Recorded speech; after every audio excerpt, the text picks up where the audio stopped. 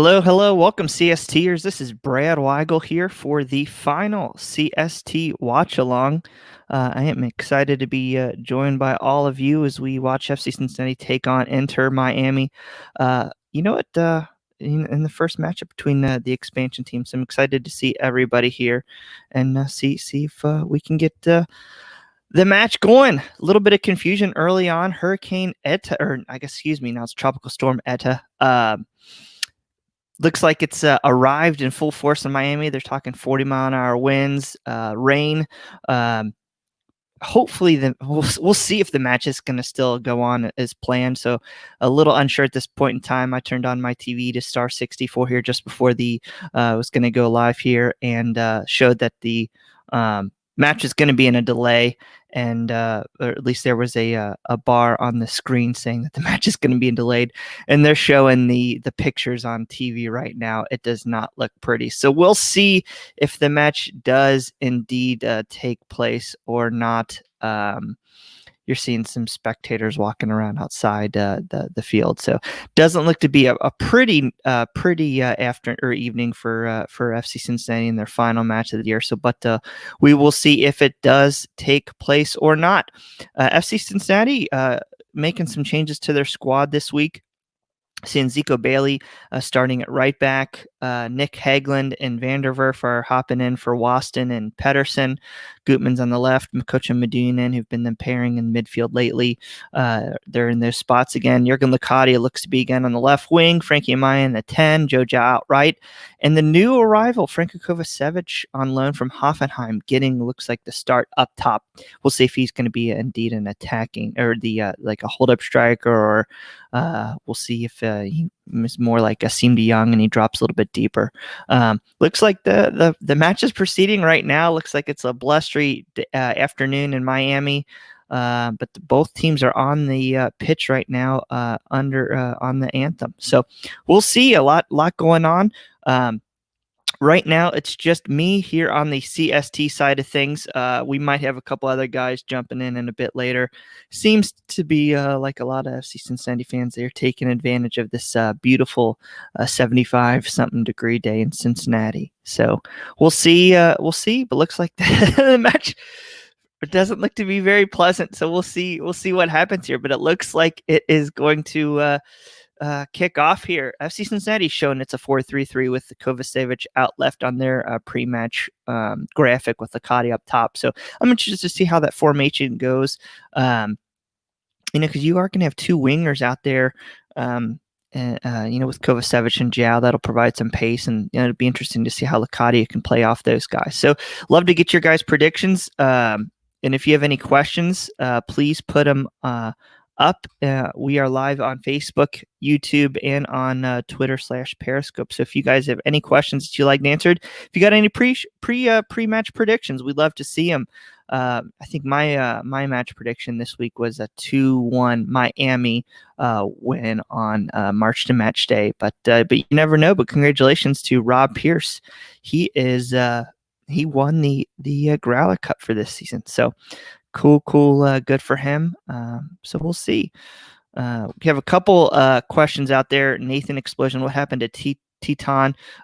He's hurt. I think there was like 6 guys out due to injury.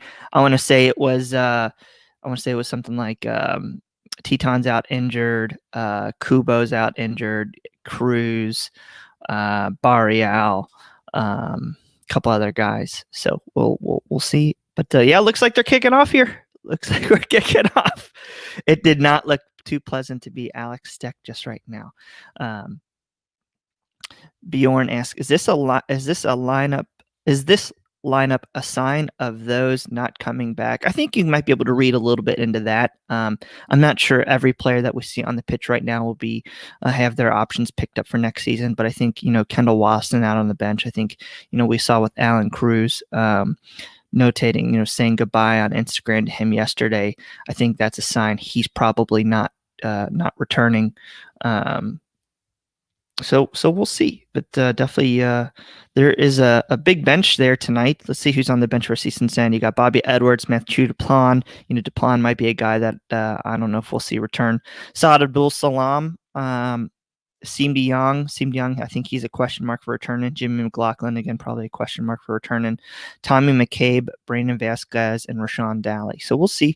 I'm not sure it's too. I mean, I don't know if they're going to try to learn. I think the only guy who's got something to play for as far as next year goes would be Kovacevic out on the left wing. That's the one where I think this is a run out, not because he did or didn't deserve the start. I think they'd like to see what they have.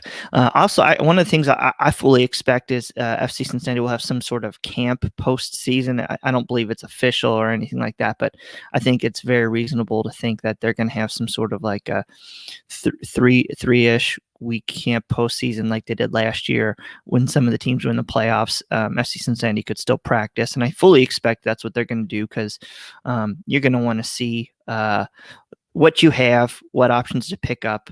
And then, we're not really sure when next year is going to start. We've heard somewhere like April or May. I fully expect it to be later because I think that they're going to try to get as many matches in market with fans in stadiums so they can, make as much money as possible. Early opportunity here for Miami.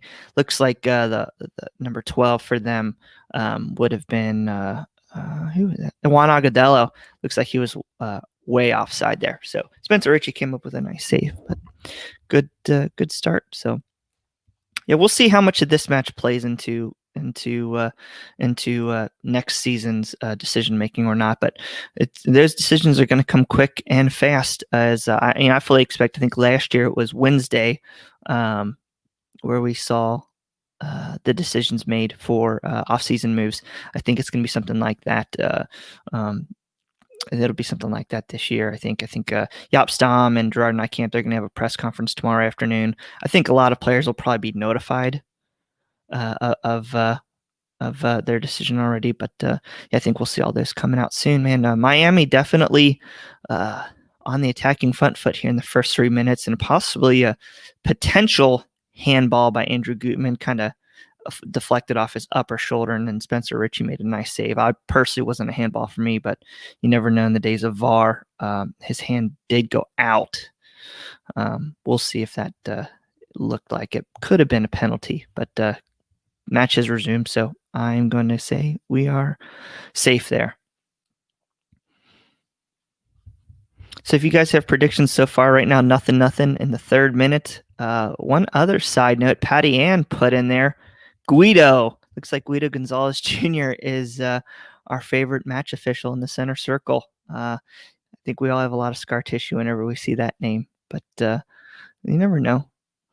Maybe he'll pay us back. FC Cincinnati could use a nice feeling before the end of the season. I think we all need something to believe in, so we'll see. Early yellow card by Joe Zhao. Kind of a dangerous tackle.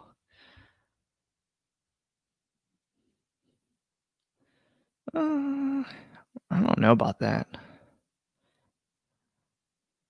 It's dangerous play. Handsome Edward, what are you expecting from the state of the team address tomorrow night? Same rhetoric from Nijkamp. Well, for those of you who don't know what HandsomeEdwardB is referring to, the club opened up a state of the team. I want to say it's at 6 o'clock tomorrow night. Nijkamp and Stam are going to have a forum I think they were invited up to like 1,000 fans could join this forum, talk about what they're planning for next year. So I think it's going to probably be a lot of what we heard this past, I don't know, a couple weeks ago when Gerard Nijkamp was on our show. I'm interested to see what Jaap Stam and how he sounds, because a lot of the fans don't get to communicate or talk with him as much as the media, and I think that's going to be a cool one to see the fans, because this is eating Jaap Stam up. He does not like not producing results. I think he's seeing progress, but he's not seeing results. And I think it's really grinding at him. And I think hopefully that's going to come through tomorrow night. You're going to see how bad he wants it. I think he really does want to be here. He likes it here. He likes this opportunity. I'm not going to say it's less pressure than Europe. I just think it's a different challenge for him. Anytime you get to build a club like this, there's not many opportunities in the history of really sports to take a team this new and put your own mark on it. So I'm interested to see what he's going to say. I'm interested to see what Gerard Nijkamp's going to say. I think on Nijkamp, it's going to be more of the same. It's going to be more of like, hey, we need time to build this. What moves they're going to be able to make, how realistically, how they're going to be able to turn it. I think some people have different expectations of how fast the turnaround can be. I think it's, my opinion is that it's going to be harder to turn it around just by next April than other people. Just because FC Cincinnati is limited on international spots. Yes, we do have some contracts coming off the books, but we've already got rid of some of those contracts and replaced those with other people. I think like something that we're not taking into account of is like Seemed Young. Okay, so Seemed Young's going to be gone, so his money's going to be freed up. But if Alan Cruz were to stay, and FC Cincinnati wants to get another DP, they're going to have to buy Alan Cruz down. So that TAM money that was being used for De Jong is going to be ate up by Alan Cruz. So really, it's going to have one. That's really only going to be a net one player instead of getting another new TAM. You're going to get, have to exchange the money. So it's MLS roster rules and roster magic, and we'll see. I'm most interested to see what Nijkamp learned in his year here so far, how he's learned to negotiate the budget, then how he's going to make moves, some other moves or ways. How's it going to get domestic players? Because we're only going to have 1 to 2, maybe 3 if we make some other moves or some players get green cards. How are you going to bring in talent? And he's going to have to trade some of the allocation money that's come up now. With moving to 2021, there's going to be more allocation money available just as the budgets continue to rise up and for the next 3 or 4 years. So have a little flexibility there, but he's going to have to trade some of that allocation money. Now we are getting a legit field goal pose from Miami because this ball is not staying still. So this is hilarious. I'm really interested to see how guys are going to be able to keep track of these balls, how the wind's going to affect. It almost looks like Miami's playing downwind and FC Cincinnati's playing into the wind. I'm obviously not at the game, so I can't tell, but that ball did not look like it was being held up by the wind. It made things difficult. If Higuain gets that on frame, that's probably a goal.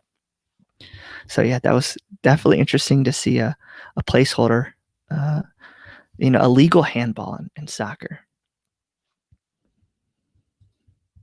This winter is going to be interesting. We will see if domestics are brought in. Maybe a Justin Glad.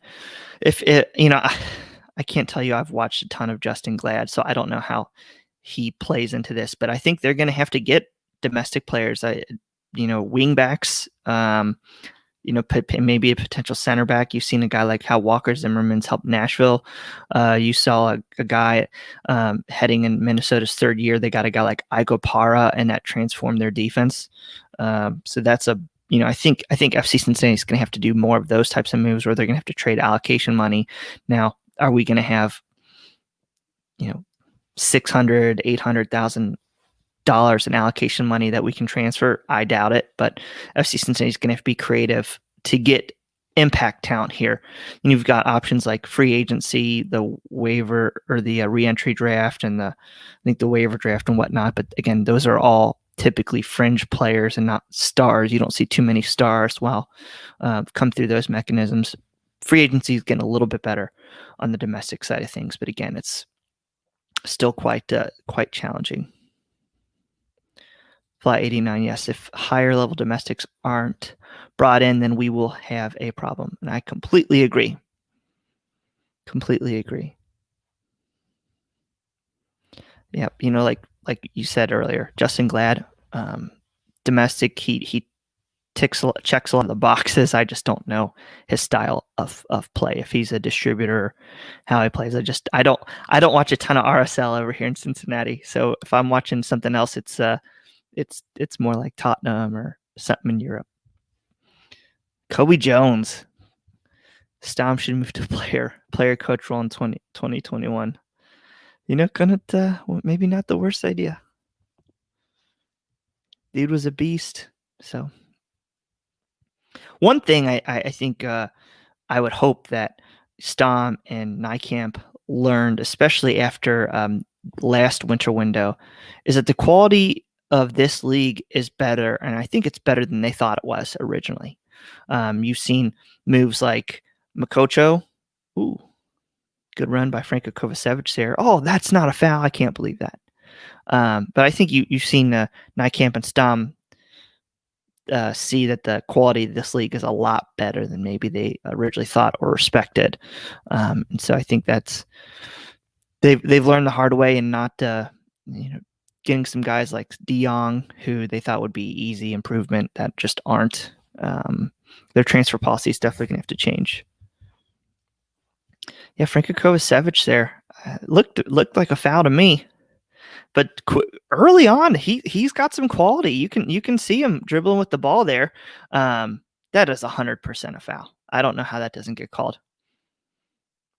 But Kovacevic, he's got some quality. He's got some technical ability on the ball. I think he's only practiced for a couple days, so he probably doesn't have any passing patterns down or where his other teammates would be. But I think bright little first couple touches for him.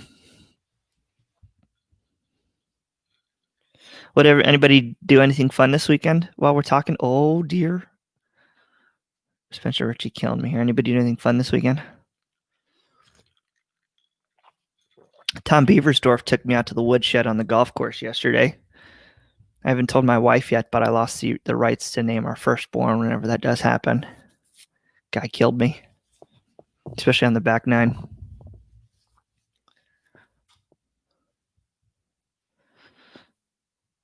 Yeah, Dr. Darcy. I thought the wind was going to blow that right in the goal. You, Patty, I hung Christmas lights too last night. I guess yesterday afternoon. It was too nice. Too nice of a day. So I was catching grief from my neighbors from putting them up. But in 3 weeks when it's freezing cold and they're doing it, I'll be laughing inside the house.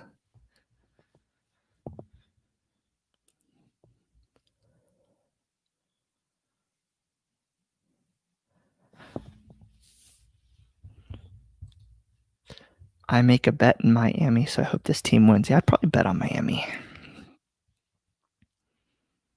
I just hope Jurgen Licati scores. I don't care if we lose 4-1, just as long as Jurgen Licati gets a goal just to get it off his back.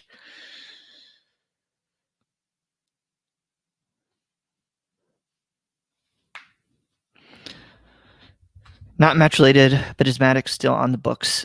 From everything I've been told, Steven, that's a no. Ken and Hecker and I, we do a lot of salary calculations. You can go on to CincinnatiSoccerTalk.com/roster, and you can see the roster budget. And we've already been working on 2021, so we should have something up in I would say a day or two, just depending on what some of these roster moves that we see.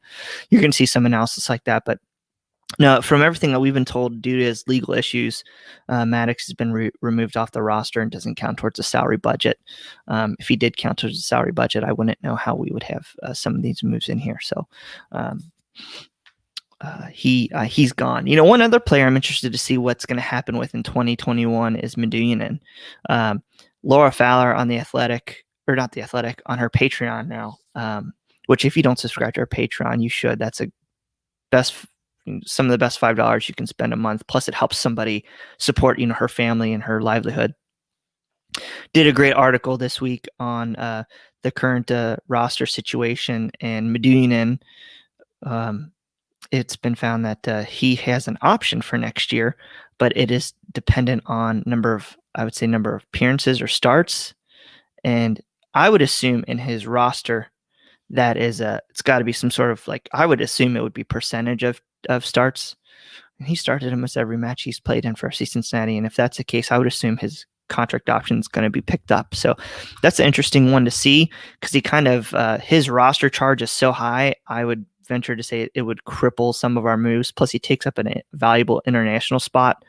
But then the guy's been the best player for this team this year. So it's kind of tough, because I don't think ideally he's what FC Cincinnati wants in that 6 role, but he's been one of the few bits of quality this whole season. All right, FC Cincinnati free kick here. I'm interested to see if this is, I think this is into the wind. Just assuming their shirts. Just looking at their shirts, the Miami shirts looks like they're blowing. So do a little chip header.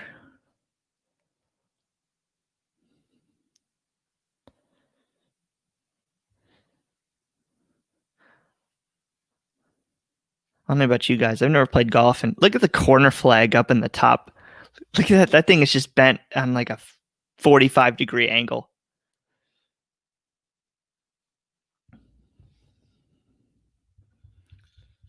All right, so 15 minutes in, what are your thoughts? Normally at this point, I'd have Coach Goff to tell me what I'm doing right and what I'm doing wrong, but he's not here today. Got to get him in here.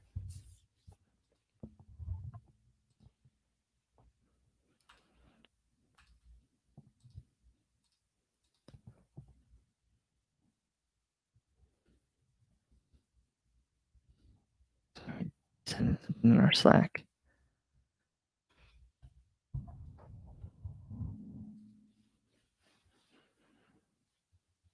Yeah, Tom Beaver's rough, not that bad. It's got to be tough conditions, but I like how FC Cincinnati's at least doing some transition. We, on March to Match Day, we interviewed Franco Paniza from SBI Soccer, and he just said their defense is just terrible. And I think we all know how that feels at some point in time. But I think Miami's susceptible to some of these plays, especially you got some guys like Higuain. You're not going to see him just do a lung busting run back. But I forgot Will Trapp was on this team too. AJ Del Garza. There's some names on this team. Just surprised they're struggling, other than just being new. Rodolfo Pizarro with the shot. Guy was really good in Mexico, but we'll see. I would say they're probably their MVP this year has been the right winger Lewis Morgan from Scotland. Kind of a under the radar piece, especially when you got a midfield that has Will Trapp and Blas Matuidi and Higuain up top and Rodolfo Pizarro in the 10 and Juan Swag Agudelo on the left wing, and Lewis Morgan's been your best player. That's interesting. I think they were talking, Franco was talking this week about how he felt Miami and their coach, Diego Alonso, doesn't set this team up correctly, where all they try to do is just cross the ball into the box, and hasn't worked out well for them, haven't scored more than one goal a game. I think that's what their average is, which for us, it sounds great, but in general, that's pretty poor. Oh. Who was that? Mikey Ambrose with the goal, with a stunner for Miami. Puts him up 1-0.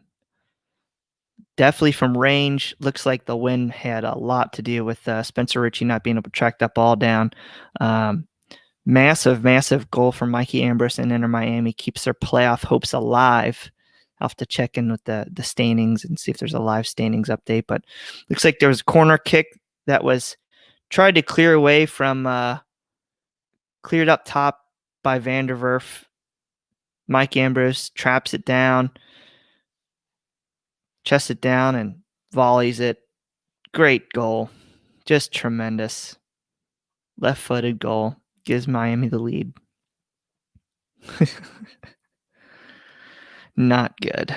Not good.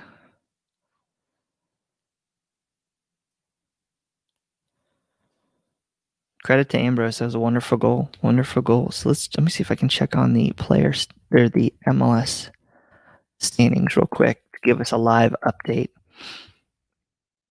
Let me see if I got here. Go to FOTMob.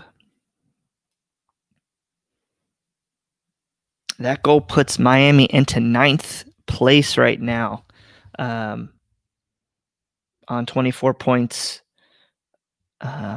Knocks Atlanta down. Atlanta would be on 23 and 11th. Montreal would be on 24. With the draw today, they'd have 24 as well. So that moves Miami into 9th place, a goal differential ahead of Montreal right now. Chicago, who's in 12th, is in a losing position right now. They're losing 1-0 to NYCFC. DC United, who can get up to 24 points. They would have some trouble on goal differential because they're minus 15. They are in a 1-1 tie right now with Montreal. So if you're Inter Miami and this holds, that's good because chances are likely that Montreal's already in. They can take care of Chicago. Atlanta can jump up. If they win, if Atlanta wins, Miami might have a little bit to worry about, but because Miami can go, I think they're drawing Columbus right now, 0-0. Atlanta can draw and be at 25 points and be ahead of Inter Miami. But a lot of time left. We've got about 70 minutes left in the season as Nick Hagland picks up a yellow card. Let's just take a look at some of the stats real quick.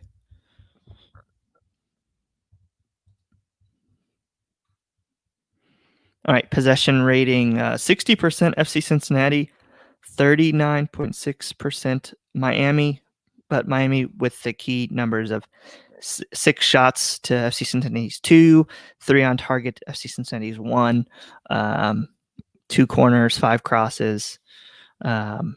Teams have split fouls 3-3. FC Cincinnati, though, with a lot more passes, 134 to 88. But as you can see, I think they're playing into the wind, potentially making this much more challenging. But that's just a guess. FC Cincinnati having trouble getting to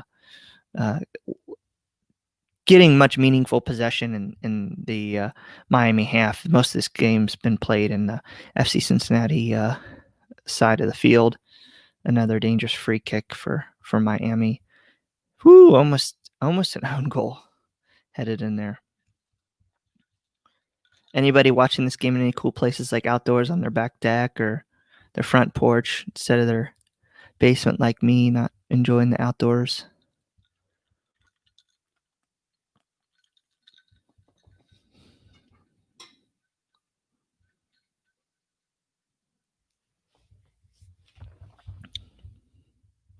And like that, 2-0 Miami. Golly. Leandro Gonzalez Perez hits home. Lewis Morgan heads home his corner that just kind of loops over Spencer Ritchie, and not good. I'm having to guess that playing into this wind is just becoming a bear for FC Cincinnati, and tracking anything in the air right now. Miami's winning every ball. Miami's winning everything. Not good. Dr. Darcy, is Mahomes doing any good? I need him to do well. He's my fantasy quarterback. Okay, 34 points. All right. Ooh, Dalvin Cook just coming in clutch for me. Last week, he had 53.6 points for me. This week, 48.2, just killing it. I will take it, especially as I'm playing my brother-in-law this week. All right, 2-0 here, getting back to the real football. Jaap Stam not looking happy.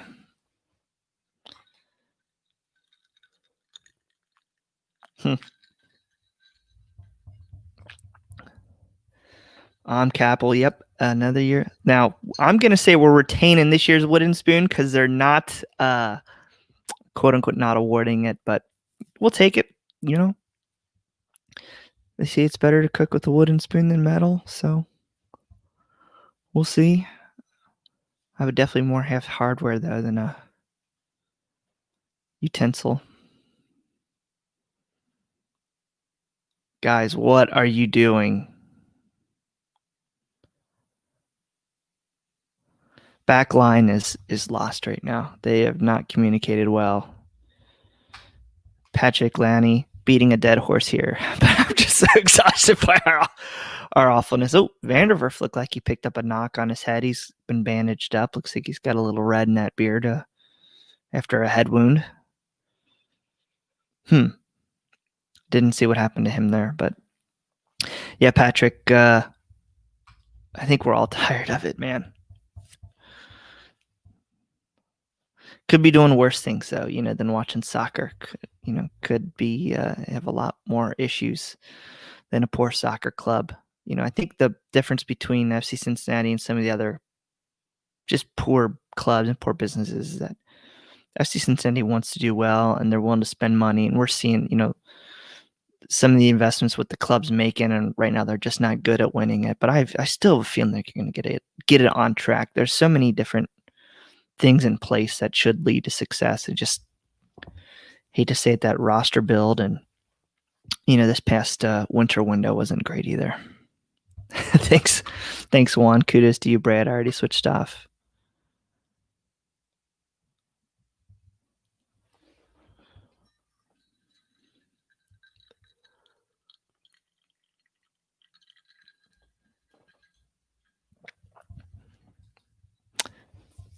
Yes, sir. I don't know how to help you here, but good luck.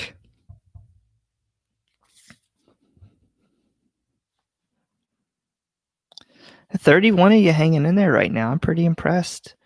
The reason why I'm watching this is it sucks to say this, like but it honestly, we might not have 6 months till we can watch the orange and blue again. So I want to watch every minute we can. I know it's unfortunate, and 2020 and the coronavirus is definitely going to carry into 2021, and it's going to affect the off-season moves, transfers. It's going to affect the start of next season, and just want to take every chance I can get to watch one of my favorite things. So definitely want to absorb it while we can. Chris A. Beer Sack. How many times this season have we scored a goal in the first half? I want to say that answer is like 2 or 3. It's not good. Fly 89. I hope we get an extended preseason. Yeah, I'm not really sure what they're going to do and what they can do. I was asked this question yesterday. I don't have a clue either way. But they asked, do you think that they're going to bring like another MLS is Back tournament? And I'm going to say no, because I think MLS wants to get as many matches in market with fans as possible. And I don't think if they think that they can get a full season in and they just start the season late a month and do some more midweek, go! Joe almost had a goal. If they can do some midweek matches, a couple extra midweek matches, I think they're going to go that route than another MLS is Back tournament. Because yes, they got TV ratings, but that doesn't replace butts and seats, and let's say, what is it? Just to do the math here, if the average seat's $55 or $50, whatever, let's go $50 times 26,000 seats. That's $1.3 million. And I don't think FC Cincinnati is getting $1.3 million per game. Or if you divide that by 2, if you take a home and away, what, $650,000. I don't think they're getting that. Plus all the other things that come with that if they are playing away. So I think they're going to wait and see how long they get. Maybe they do an MLS is Back tournament as a preseason tournament. I don't know if the MLS Players Union is going to agree to something like that, because the guys aren't getting paid to play competitive matches or non-official competitive matches like that. I think if they do some sort of MLS is Back tournament, it's going to be maybe like a regional warm-up tournament like we've seen in Charleston or IMG or something like that. But but 6 months ago we weren't even sure we were going to have a season. So and we've seen how that's how much has changed in 6 months, and then we're talking 6 months down the road. So I'm not really sure, but I've ventured to say that we'll probably see preseason delayed by a month or 2, and the regular season delayed a month so they can get as many fans in the stands.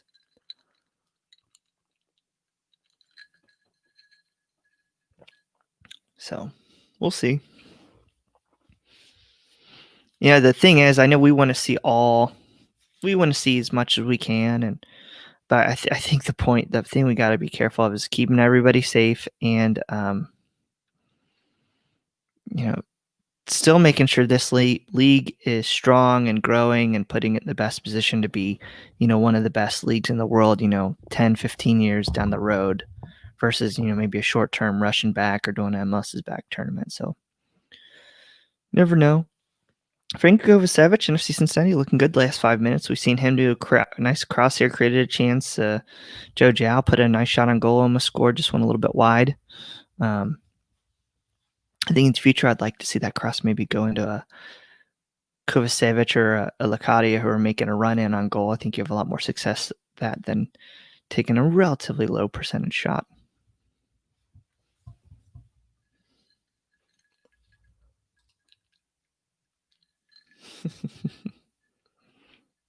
The CST Slack page is not a fun place to be right now, by the way.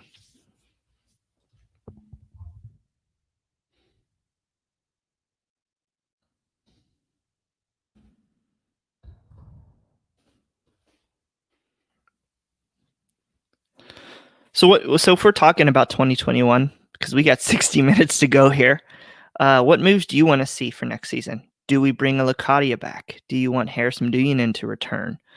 Do we keep Alan Cruz? Does Alan Cruz fit into Jaap Stam's plans? I'd love to hear what your guys' thoughts are. How you'd like to reshape this club, if possible. That could be anything from head coaching, front office changes, player moves, whatever you guys like to see. My brother-in-law's messaging me because he just saw Dalvin Cook and Mahomes having a day. Patrick Lonnie, I don't even know where to begin when the experts can't get it right. That's a great point. Like we've heard all the stories and parables and what I think of Patrick here is how you build the club. And you always hear you build a house on sand or do you build it on solid ground? And I think FC Cincinnati just doesn't have a foundation right now. All their moves really outside of maybe Locadia, Makocho, and there's just not enough. Like there's not a foundation. There's not a style of play FC Cincinnati wants. There's not a specific, identifier per each player what they're looking for. And I think that's a big problem. So FC Cincinnati doesn't have a foundation. If this team's not built on a solid structure, any issues they're found out. They always they say you build a house on sand, it rains, everything washes away, and you're kind of seeing that. Whereas you get some teams out there, the crew are built fun. Their foundation is Zella Ryan and Nagby and Zardes, and there are three guys that they can count on who can create, who can defend. And then Caleb Porter's got them playing a style that they see, at Sporting KC, while they had a down year last year, but Vermees always has those guys playing a certain way. The players have defined roles. He's looking for a specific set of guys and specific set of attributes per player.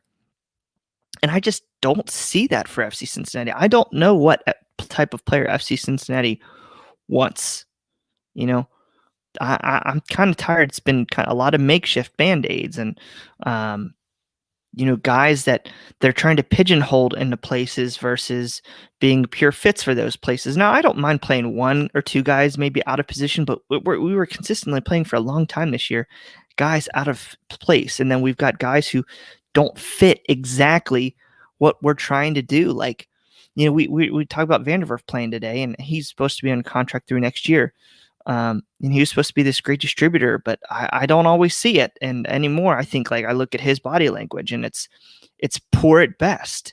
And then, you don't like Frankie Amaya is playing the 10 right now, but he can't create. He doesn't pick the passes out. Joe Zhao, he's fast and you want that speed, but I think his creation and passing is very inconsistent. He can, most of the time he tries to dribble out of problems instead of passing and getting to space. Teams play well when they're passing and creating space and creating options.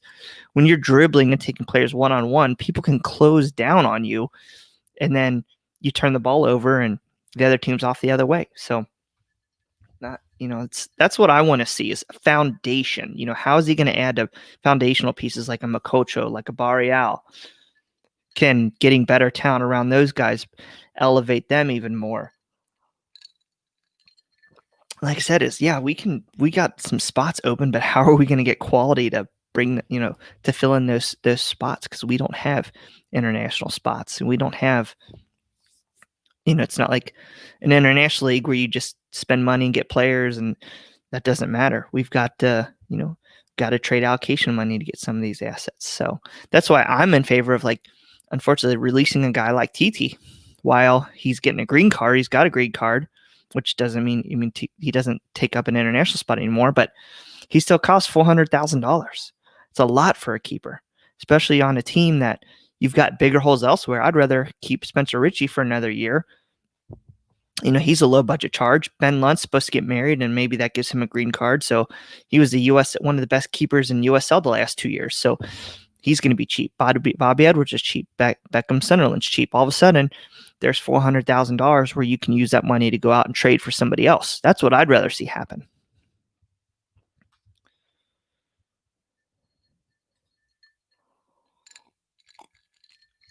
That's a good question, Chris. I think they were supposed to have Etihad or Qatar Airways or something, and something didn't go right with what I remember. Fly 89. Harris, Cruz, Vanderwerf, De Jong, TT, Waston, all out. Kubo, Hagelin. I think he means by Nick Hagelin, Loka all stay. I think Kubo, Hagelin, and Loka are going to stay. I think Hagelin is a decent piece, and he's domestic, and I think Stam has started to trust him. I think Harris is going to probably be here just if he wants to be here. I think he's going to be here because I think his contract says so, and he's been far from our problems. Alan Cruz, that is a great question that I want to see what is the solution there, because I think he's been hurt the whole year. To be fair, he's been hurt since MLS's back tournament, and then every time he appears, he's getting injured again. So he didn't get called up to Costa Rica this go round when Kendall Wasson did, because he's been held out due to injury. So I'm interested to see what's going to happen to that piece, because I think he's got value internationally. He's got value other places. He played well last year. I think this year's just been one issue after another for him. And I'm wondering if he fits FC Cincinnati's plans, or if FC Cincinnati can move him, because he's signed for several more years. So if nobody wants him, nobody wants to take him outside. I don't think he's going to be inside the league. I think it'll be outside the league. If nobody wants to buy him or come in for him, I think he's going to be back. I think Siem de Jong's gone. You mentioned TT. I would get rid of TT. I fully think TT's going to be back. That's just me. Oops, excuse me. Dr. Darcy, if I'm a player with options, I don't think I'm itching to play here. I think players will play where they'll get paid and where they think that they can help their career. I think one thing that FC Cincinnati has going for them is that there's not, to me, maybe outside of Lacadia, he's the only guy that I put in pen in the starting 11 right now, and that's not really saying much.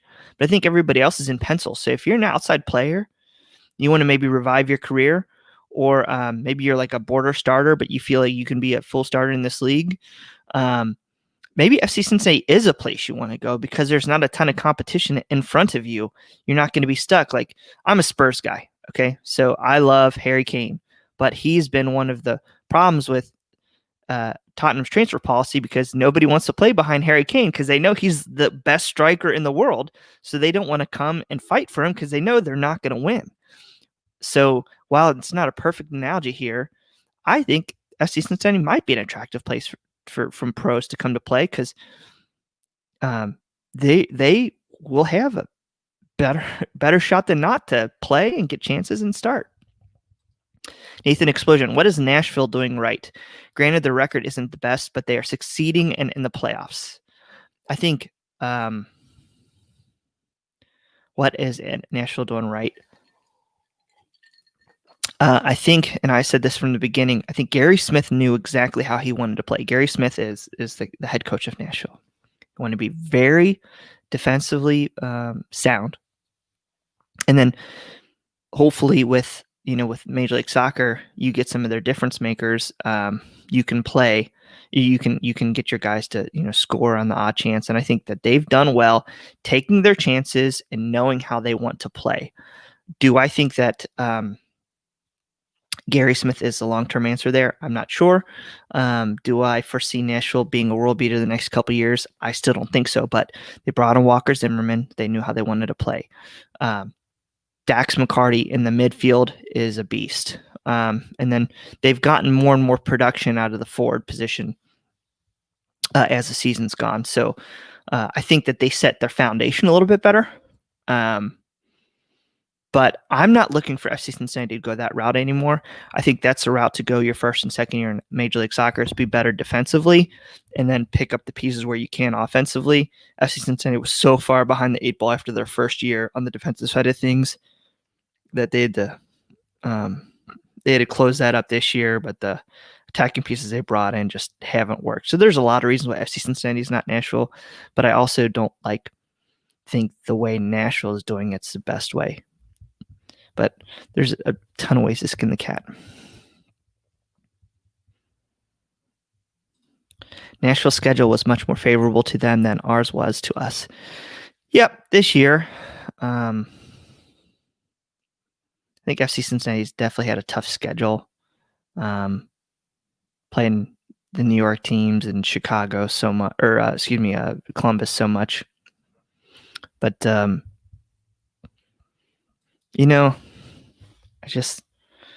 Gary Smith, even in the USL, he set them up each week, and their players knew what they wanted and what they were supposed to do. And you could see the plan, kind of like a Bob Lilly team. Bob Lilly and those guys knew in Pittsburgh exactly how they wanted to set up defensively. And I think Gary Smith took a lot of that same belief and transitioned it over to his Major League Soccer team there in Nashville. So I don't think they're going to be great. I don't think they're going to see a jump like Atlanta and just start destroying the playoffs and win an MLS Cup in their second or third season. But I think they've got a nice foundation where if they can pick up some pieces, that jump won't be as high as it would be for FC Cincinnati next season.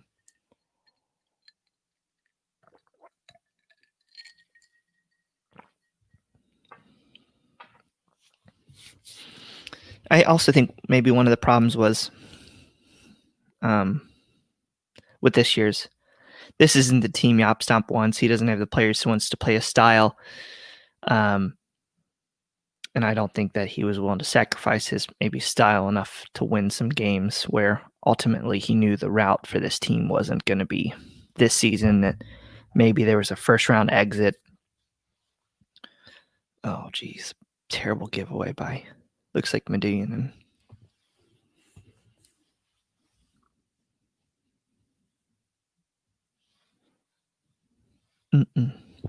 So we're closing up in this first half here. We got about a minute and a half to go before stoppage time, and it does not look like a fun place to play right now.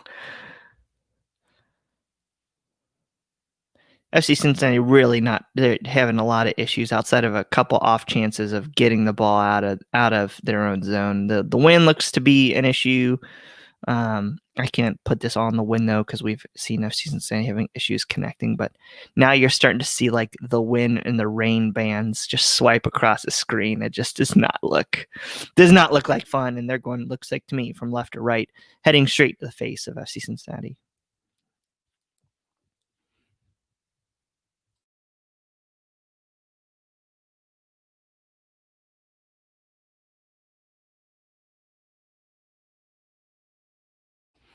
Yeah, that rain is gusting right now. That does not look fun. I'm going to check the weather app here and see what the radar looks like. I would not be shocked if they I don't know what the rule is here, if it's official game at half or not, but this does not look like fun. And let me see the weather bands right now. Yeah, Fort Lauderdale is just getting hammered right now, and it looks like they're going to be getting hammered for the next couple hours. So this might be it. I say that, but I would have to think that MLS is going to want to get this full 90 in as much as they could, just for the fact that it's the playoffs. And I don't know what constitutes a full match or not. Maybe if they say something on the screen, let me know and throw it in the comments. I'm not really sure what constitutes a full match. I think it used to be halftime, but actually now that I think about it, I think it's actually like 60 minutes or 75 minutes.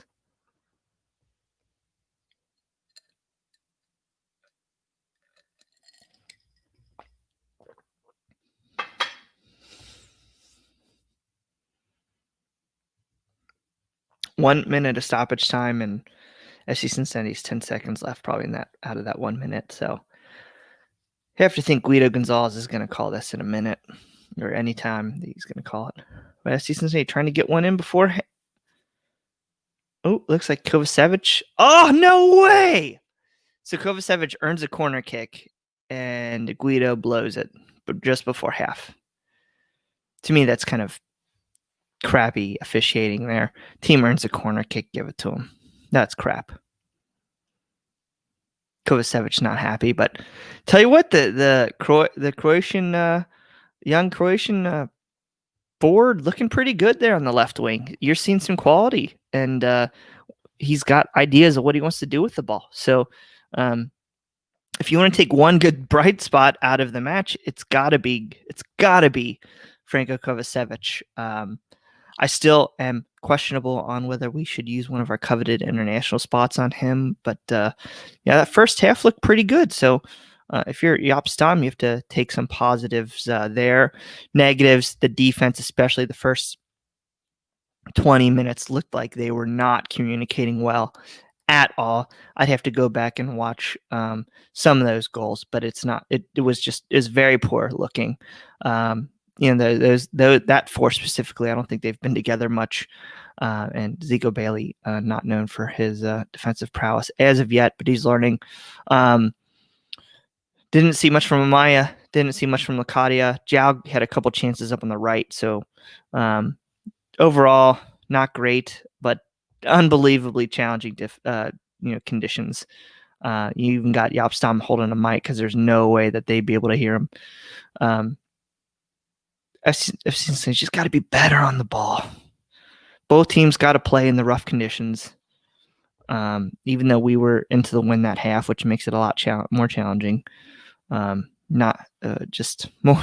I hate to say it, more the same for FC Cincinnati. So if you got 3-word reviews, go ahead, put them in your comment section here, and we'd be happy to read them.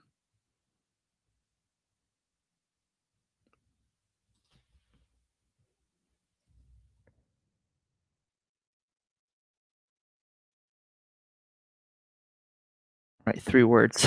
We suck. Words not needed by Dave Steely. Love it. It's almost over. Craig Cashin. Please God score. Olivia Hess.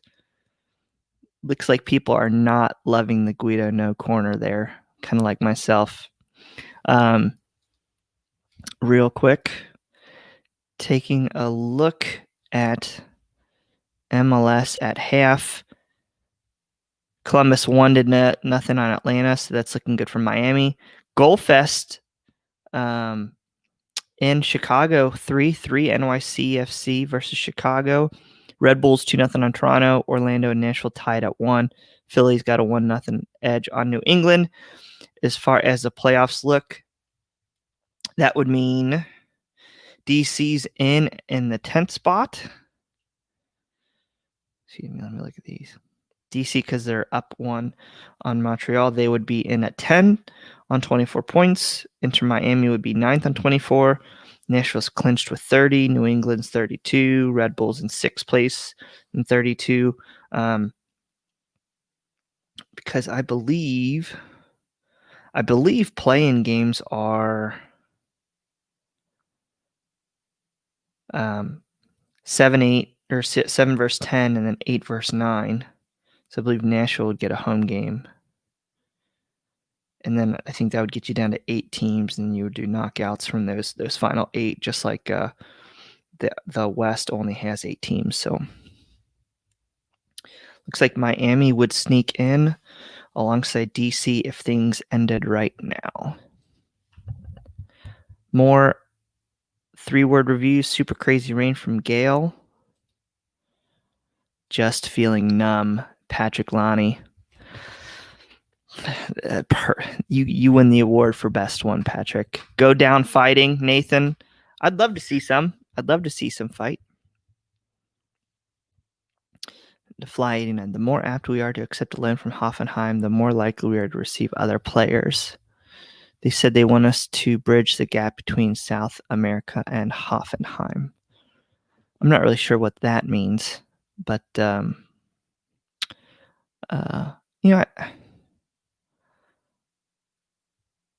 still not sure what I think of that partnership. I doubt you see us take more than one player maybe a year.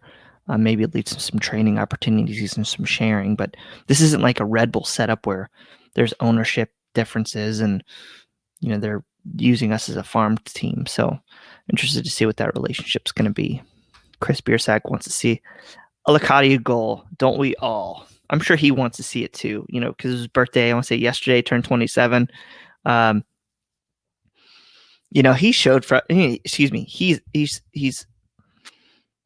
he's expressed his frustration on social media in a positive, healthy way where he took ownership of it. So, and he's putting out effort every match.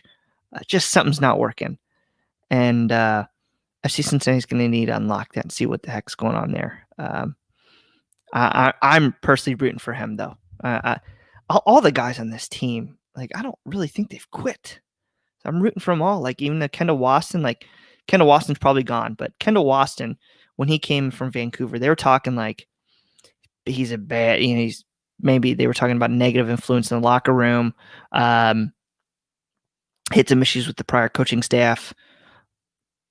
How's he going to be here? And he's been nothing but a professional. Even if he leaves us this week, I will for one be a lifetime fan of Kendall Waston and how he has expressed himself, how he's carried himself, how he's been a captain of this team. I will forever respect him.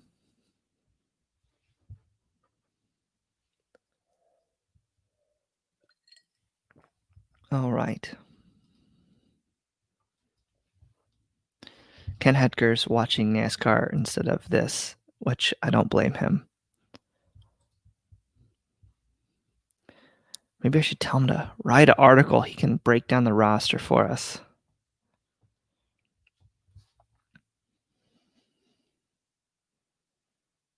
All right.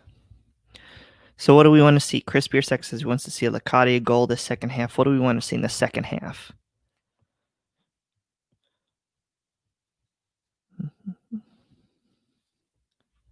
DC up 2-1 on Montreal. 8 minutes of stoppage time in that half. Interesting. Tom Beaversdorf, I need another beer right now. Man, I'm getting a little hoarse. I'm going to have to get up here in a second and get something because my Diet Coke is running out. Fly 89, Franco score. Yep, I would like to see. He's looked pretty good. We've seen good appearances from Barrial and Makocho and him, and I think we've seen. I don't want to say Makocho regressing a little bit, but I think he realized this kind of sucks. So we'll see. Skyline commercial that looks pretty good. It's always a winner in my book. All right, I'm gonna grab a beer real quick. That'll help me here. Might have to grab two so I don't have to get up and get another one. So I will be right back. If y'all can bear with me, I'll be gone just about 30 seconds here.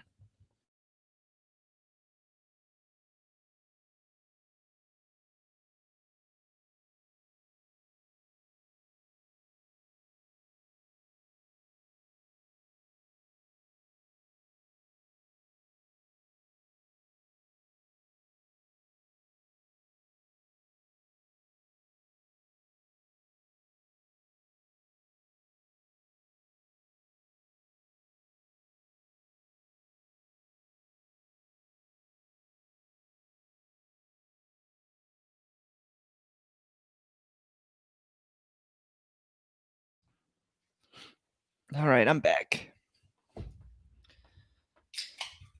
gonna have to ask Coach if he can do a 3-beer review for Bud Light. I know that's not his style, but I'd rather put all my money towards the bourbon. At least the Buckeyes won last night. They didn't look very good, but at least they won. I'd love to see the odds that this match kicks back off at half. That just does not look pleasant.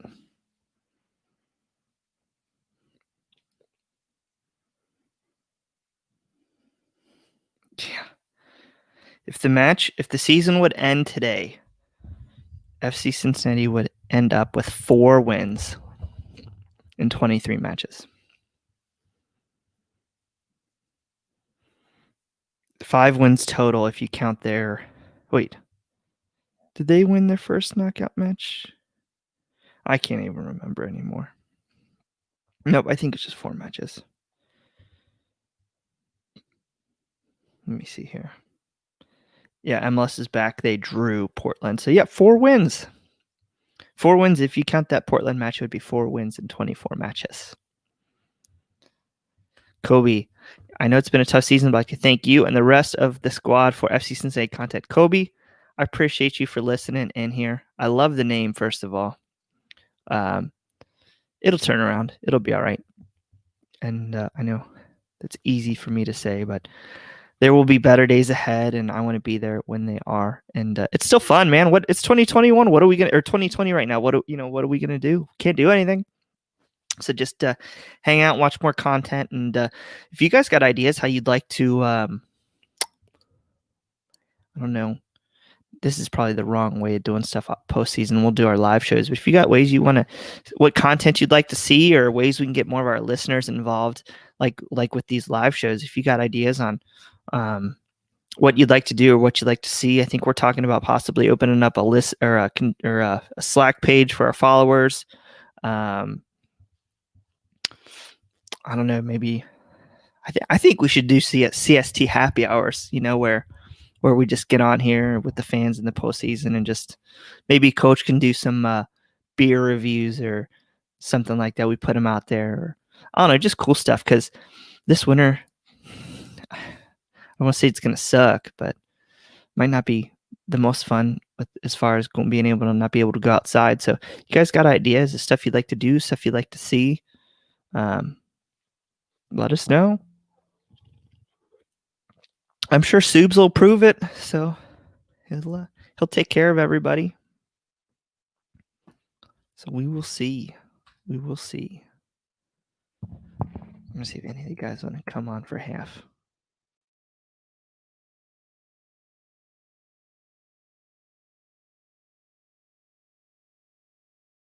I'd be most of these guys. I'd be watching this game outside. It's too nice to be indoors.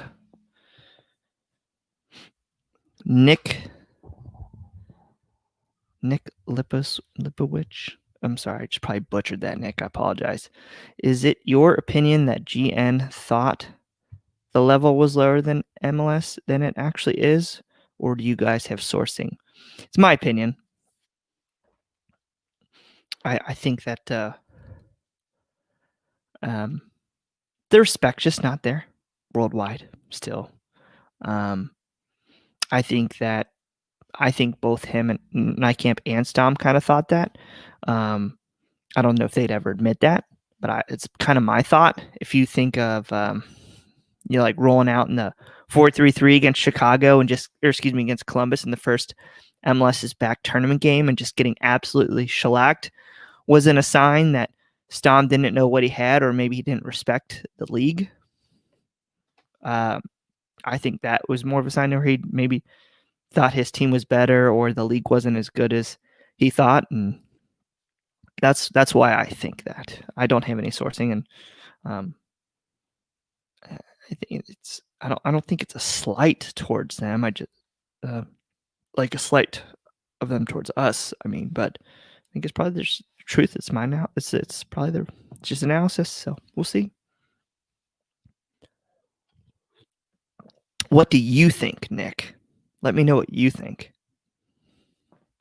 If you agree or disagree. And do you have the trust in the FO? Do you have a trust in the FO for next season? I know that's a hot topic right now. Deservedly, it's a hot topic. Hasn't gone well. And there's only so long you can blame it on Alan Koch, which for everything, Alan Koch has had, about just as many points as Jaap Stam. It's not very far off and a lot less sample size. I'm shaky as well, Nick. I'm definitely shaky. And I think if you're a high level guy like Gerard Nijkamp and Jaap Stam, I think it's fair that they know things are shaky, and I think that they know they don't have our blind trust here. So you're talking about next season. I'd say we need 6 starters. I think that's probably exactly what you're going to see. You're probably going to see six new starters. Just kind of if you want to think of this team right now and who's going to start next season. On the back line, I think there's one of Pedersen or Vanderwerf. Okay, I think you can probably keep one of the keepers, but if you just think of the back line, Pedersen or Vanderwerf. So that's at least 3. Midfield is going to be, I would say, Meduinen and Makocho. Okay, so nothing there. So you got 3. I think you're going to see a 10. So that's 4. I think you're going to see another winger. That's 5. And then actually maybe a goalie, which will be 6. So, and maybe it's 7 if Meduinen doesn't come back. But like guys like Amaya are going to have to fight to start. If Gutman's on this team next year, I think it's a backup role right now. He hasn't done enough for me to see start. Zico Bailey's not the future there right now. So I think you're going to need to see improvement the center back position. I think Kubo is going to get it together. I just think there's too much talent and awareness for him not to get it together. I think Lucadia is going to be back, and I just don't think he's not good. I think he's going to be just fine. He's just got a just horrible year, horrible situation, horrible year. I don't think Alan Cruz is back too, so I don't think Alan Cruz is going to be that 8. I don't know what his role is, honestly, but I think he might move on. Nick, let me see what you got here. You said, I think we have to improve the midfield with 2 new starters. If you think of the 3 midfielders, I think you're going to see at least 1, maybe 2. If Meduinen's not here, I think you'll see 2. Like a TAM midfielder, a TAM international midfielder. We just kicked off. I'm at 45-38 for you watching along. Just kicked off in the second half. I don't see any moves online.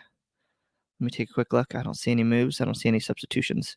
So it looks like it's the same group back on for FC Cincinnati. Nathan, are playoffs a must for 2021? If it is, I think it's going to be 18 playoffs, and it's going to be 13 or 14 teams in the East. I'm really not sure what they're doing with Nashville or not. Austin's going to be entering. Close shot for Franco. Low percentage chance, but it was a decent shot. Woke the team up. A must? No. But they need to be fighting for that. We must see a big improvement. I just think they're a lot further behind than we think than just to blanketly say playoffs. And if they don't make the playoffs, they lose their job. But I think if we're in the same spot next year, I think if we're in the bottom 2 or 3, these guys need to lose their job. Or, excuse me, that's a terrible way of saying it, but yeah, it's probably true. Do you think Lunt will be in the squad next year or loaned out again? Steven, I believe he's going to get a green card because he's getting married. He's been in the U.S. forever. He played at Akron. So I have to think that he's going to get a green card or something. And I think I think he'll be our starter this time next year. He's a stud. He should be playing in Major League Soccer right now if he had a green card. He's plenty good from what I've seen in Louisville and from what I've heard from other people.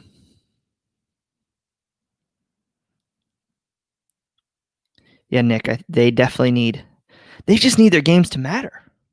And they need to if our head coach this time next year is saying, let's take it back a month and a half when FC Cincinnati was on the verge of the playoff hunt. And Jaap Stam goes, we shouldn't even be thinking about playoffs. We shouldn't even be talking about playoffs. If that's our opinion next year, that's gone. I mean, get them out. That is completely false. You can't expect us to just absorb 3 years of trusting the process. That doesn't get to fly anymore. Fly 89 takes it. Free Opstom and GN, yeah, it's a must if they want to keep their jobs. Yeah.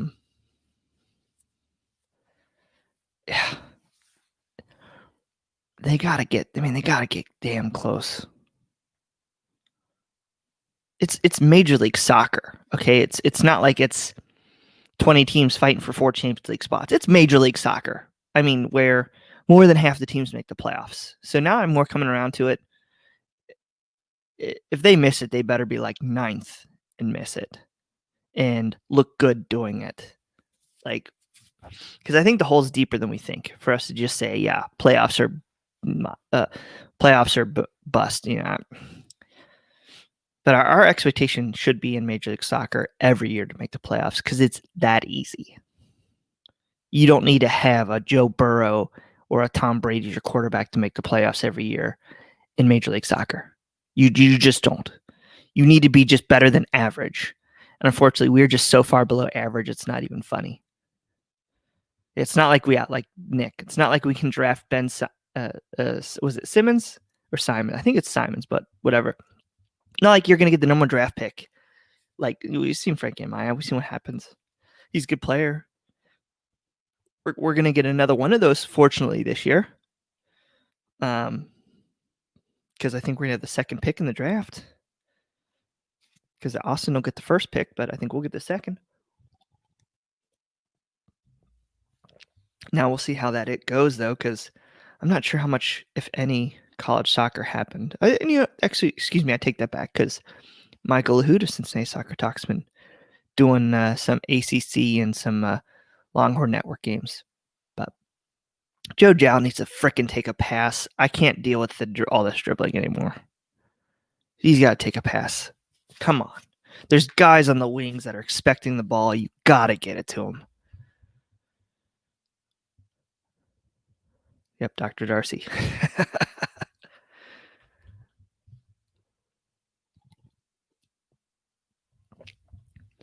I wouldn't be shocked to see Joe Jow gone next year. And I think it's because he's actually a player that has some value. I wouldn't be shocked if FC Cincinnati moved him. That's just a random thought. Nothing behind that, so don't go running with it.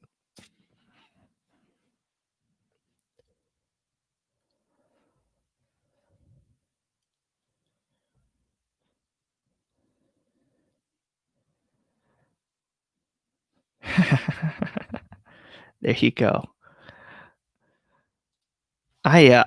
Joe's a good player. But he and it could be a mixture of several things where he doesn't trust players, but man, he just very inconsistent when it comes to passing. It's not like he can't do it. We've seen him do it. It's just so inconsistent. Just drives me nuts.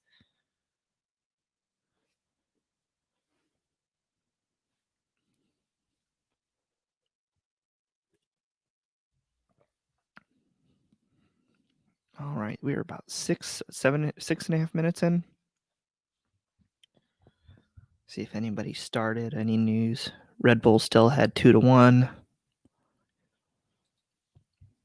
surprised this match is still going. Did not think it was going to happen today.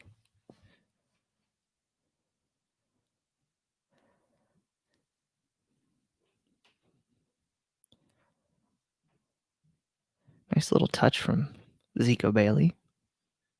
How is that a throw-in for Miami?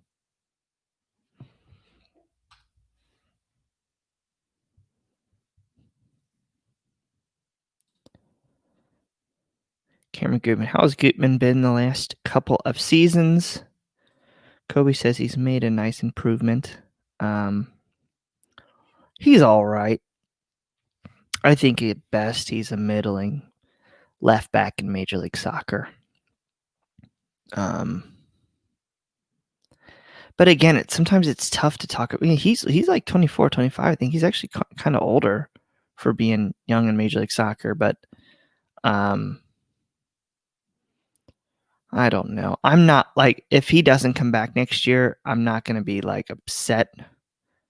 Depends on what Celtic wants for him, if anything.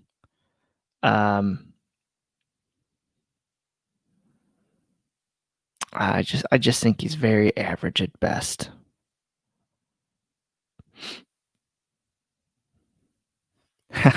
Nick.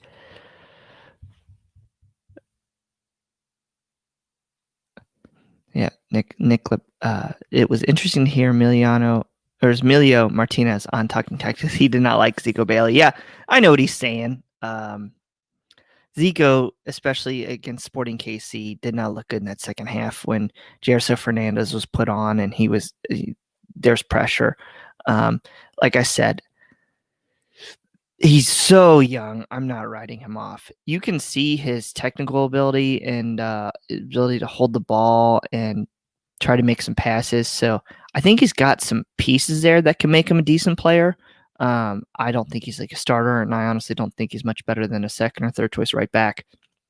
Definitely more like a third choice right back in this league. I think he needs to be more. He probably needs to be sent to USL and play. Frank Amaya coming off here for Siem de Jong. Did not look happy with that. That concludes Frankie's year. Bright moments when he was dropped deeper and did a lot of defensive effort. Guy just hustles like nonstop. Just for me, he's not it at the 10. Not it at the 10. But yeah, I'm interested to see what Zico Bailey does this offseason physically. Right now, he just gets pushed off the ball too easy. I'd like to see how he can learn this offseason, now having some games under his belt. We'll see there. I think he's a homegrown, so he's in spot 29. Doesn't cost FC Cincinnati much, if anything at all. Gives him some help on the right back spot. Enough for me to at least like see him another year. But again, like if he's having to play much next year, either FC Cincinnati's had a lot of injuries or he's hopefully more improved. But I don't think you can go into next year with him being much outside of a bit player. Thoughts on Franco? Let me know your thoughts on Franco, Nick. I thought he's looked pretty good so far. A lot bigger than I thought he was going to be. I honestly didn't get to watch a lot of game film, but I guess I would say I feel he's more ahead of than I thought he was going to be, physically and technically. So, I mean, but it's 45 minutes. It's not enough for me to say I want him here next year or not, but a little bit further ahead than I thought he was going to be. So, but my thought though with international spots need to be for almost can't miss guys, and I think he's still kind of he's still still questionable on the miss or not. So I still don't know if we bring him back, but he's looked good. He's looked good. Yeah, you say I see a spot starter there. Again, that's my point. What I just made is international guys shouldn't be just spot starters. If they are, maybe we've got 3 wingers, and he the one guy is the first one off the bench every week or something like that. That's the only time that I think you should have a guy that's an international and not be pretty much like your first. If he's not a starter, he better be one of the first 2 or 3 off the bench every week.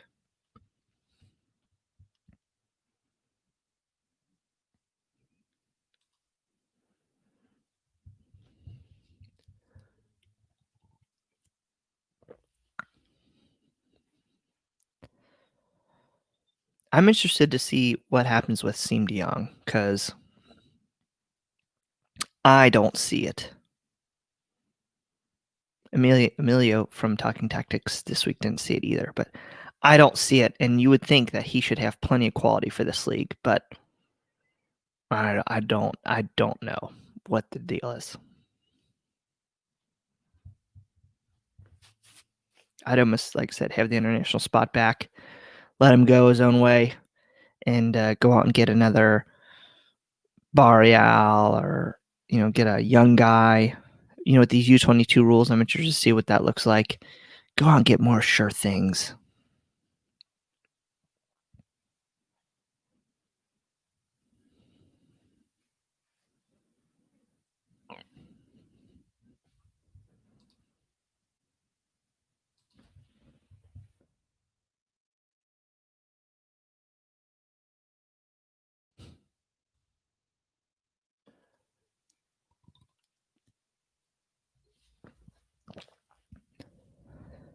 $16, you still hanging in there. Appreciate it.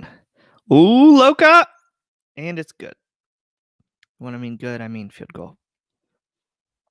Looks like he might have earned a corner. Looks like hopefully it took a deflection there. Franco finding Lacadia. I think that's Franco. Yeah, it is. Yep. He looked pretty good. He's the only one doing anything right now. So we'll see. I don't know what's going on here. Yeah, it looks like a corner kick coming. Barrial will be a U22 next year, and we get 2 others. Will definitely be exciting to see the DPs. Yeah, he's going to be a U22. I just don't know the rule yet, Fly. I don't know yet. That's a PK. Get up. Come on. I don't know the U22 rules. So like, what's his budget hit? Until I know, I don't know. The thing is, like, we can't go out and get a ton. We don't have a ton of international guys, but I think instead of having, I guess Vanderveer's not international anymore. We definitely, if we can get some young guys that we can sell on, that will help. But Steven has been destined for retirement since he left Newcastle. Amen. Nick, I have Franco had a job, but that's not saying much. Yeah, I kind of agree right now. But I think you can still do better than Franco. So Athletic reported they're like DPs. Yeah, I think it's going to be like the U22s. It's going to be like, depending on age, that player's only going to have like $150,000 cap hit. And then if you're like 21 or 22, it's like 200. And then if you're 20, whatever the height is, it's like 250 or whatever. I wouldn't mind seeing that. That will help, because I think right now Barrial would almost be like a TAM player next year, and that would be a bad cap hit for FC Cincinnati. So Ken Hetker and I will dig into it when they start to release it, but until then, it's all speculation, and I don't know. Vancouver's GM is approaching it as 3 young DPs. That's exactly what I think it's going to be. But we'll see. That's what it should be. I would almost like it to be internationals, and they don't count as internationals, but that's not going to happen with the MLS Players Union.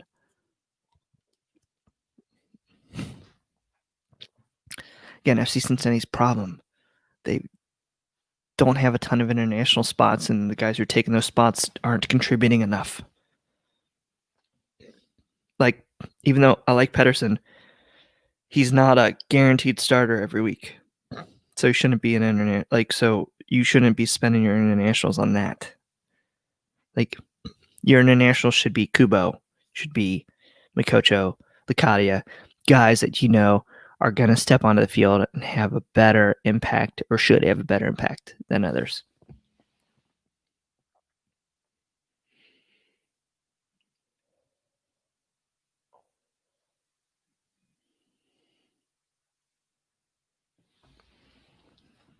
So we will see. Andres Reyes. 30 minutes left in the season, folks, and Brandon Vasquez is on. Who's he coming on for? Loca? No, Loca and him are standing right next to each other. Who's he coming on for? Brandon Vasquez. Whoa, for Zico. So I'm assuming maybe you move Joe Jow to right back. Is that what I'm thinking? Joe Jow to right back, and go with maybe either Vasquez up top and look on the wing. Definitely just saw Joe Jow was dropped back more. So we'll see. Honestly, right now, if there's one guy who I think could get us a goal right now, it's Brandon Vasquez. Joe Jow to right back, yes. Whoa. Seemed young, feeling quite ambitious right there.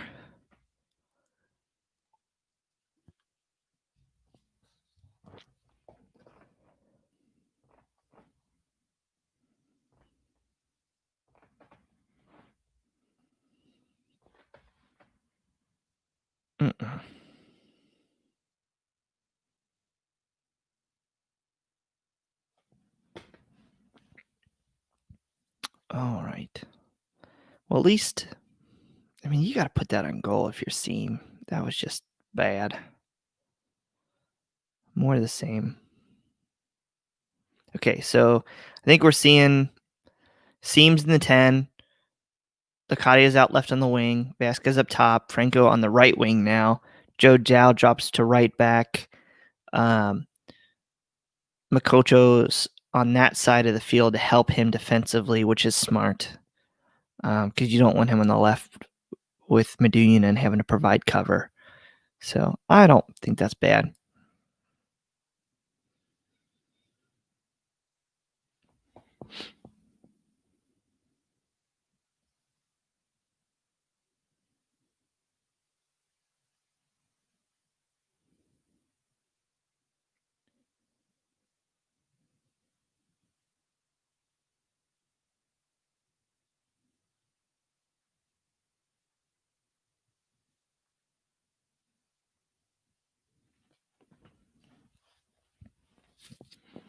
It looks like Vasquez up top. So we got 25 minutes left in the match. Rodolfo Pizarro holding on the ball. Let me see the subs real quick for FC Cincinnati. Seemed Young and Brandon Vasquez are in for Amaya and Bailey. Those are 2 subs and also 2 sub periods. So FC Cincinnati has one more substitution period to make for this season. So yeah, we might have seen the last in orange and blue for guys like Kendall Waston, Mathieu Duplan, Jimmy McLaughlin. I'm glad we got him at least in this year. I know worked hard and really deserved it. But yeah, we'll see. I'm interested to see how long Franco Kovacevic can stay on the field. I know he was match fit at least over in Germany, so I think he could probably go the full 90. But you just don't know. Honestly, if you look at the bench, there's really not a ton there, honestly, to take to put on for him. Maybe I think your only offensive sub from here on out's like Rashawn Daly. Did that just go in the goal? Whoa! Joe Zhao with the goal. Whoa! And it is not over, ladies and gentlemen. How about that? I didn't see that coming. I was looking at the wrong page, guys. You're killing me here. All right, so it looks like Joe Zhao on the left cuts in. Oh, beautiful Joe Zhao. Nice little moment of brilliance. We finally see it with the screamer here. How about that? Beautiful, beautiful goal for Joe Zhao. 66th minute. FC Cincinnati's not out of it.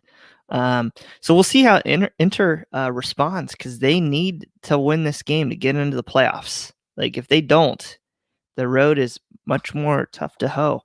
So great goal though by Joe Zhao, and Diego Alonso looks like he's going to be making some subs here. He motioned down to his bench, so we'll see what happens here. Let's get a quick check on the playoffs. Inter Miami still sitting in the 9th spot on 24 points. Chicago on 24 as well. And I think that actually the difference is the tiebreakers are wins and then goal differential. Chicago's got 9 draws, only 5 wins. DC's got 6 wins. Inter's got 7. I believe that's the case. It's wins and then goal difference. But if Inter Miami concedes another in the game draws, Inter would go from 24 to 22 points. And Chicago would jump into that last playoff spot. So 23 minutes to go here. We'll see. Yeah, that's kind of interesting from Joe Zhao. He finally scores and he's from the right back position. So 2020, ladies and gentlemen. Looks like the Inter Miami fan base is really social distancing there.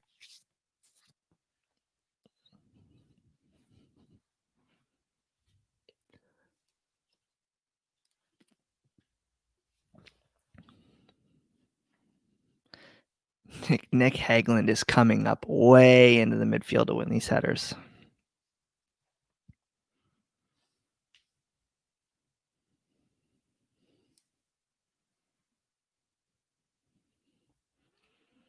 All right, so can FC Cincinnati get another goal with a minute to go?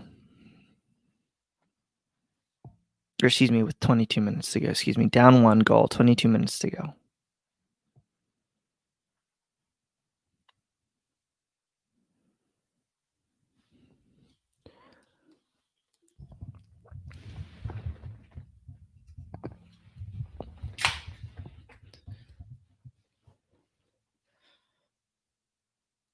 Ooh, Brandon Vasquez trying to bring it down in the box. Earns at least a throw for FC Cincinnati.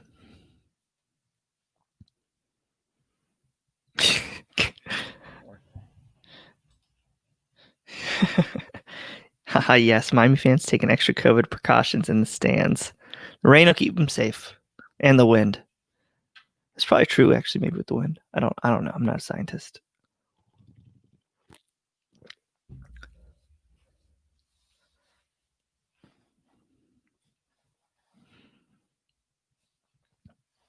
They were definitely not spaced out. I'd love to hear Omar on the broadcast. I'm gonna have to go back and listen to it because I got this sucker on mute right now with closed captions, so y'all won't hear it. But yeah, Zhao just crushed McCarthy there. Like he didn't have a shot. It was such a well taken goal. That was something you'd see from Manu.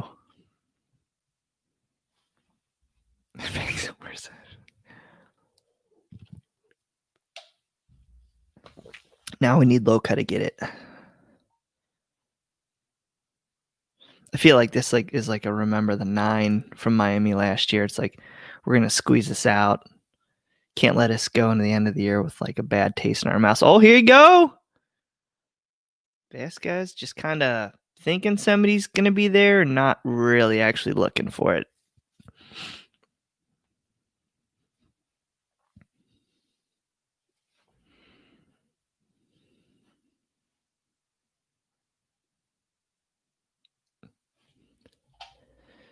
You know, I'm feeling very disappointed with Higuain. He's trash right now. He's just not getting into the game. For some of the money that they've spent on this roster, they're not getting the contributions.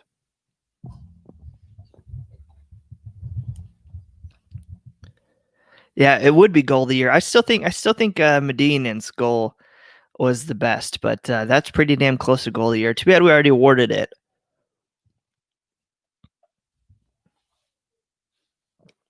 But it's nice to see one go in. Now we just need 3 more to not be the worst offensive team in history. So if we can get like 3 PKs here, that'd be great. You know, West Ham scored 3 goals in the final 10 minutes against my Spurs. We could go for something like that right now.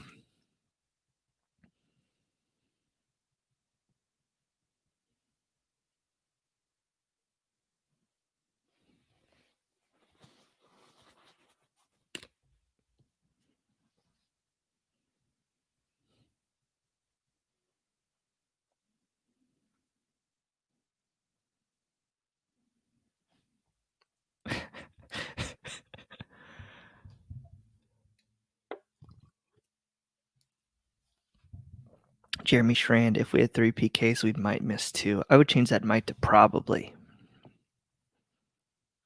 If Seam took him.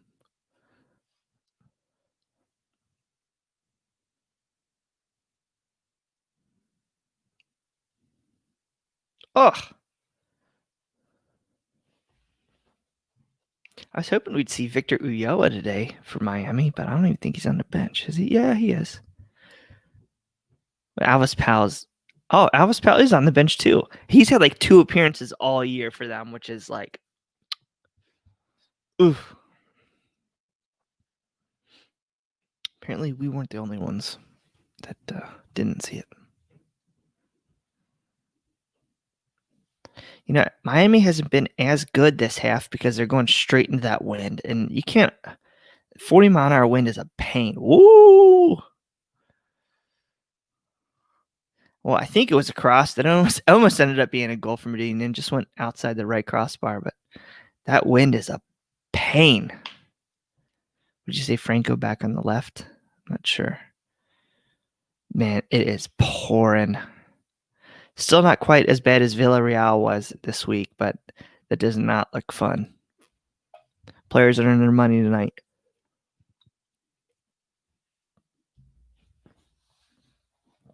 How are we feeling about the pink seats? The pink and black, like the Neapolitan seats. I'm not sure about that.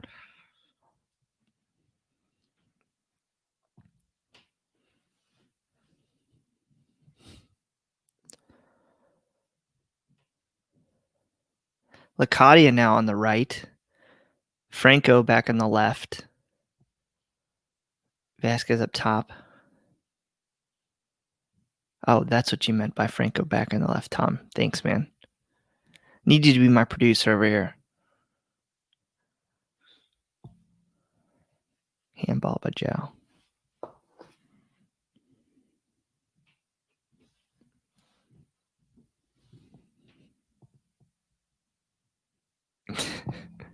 It does not look fun right there.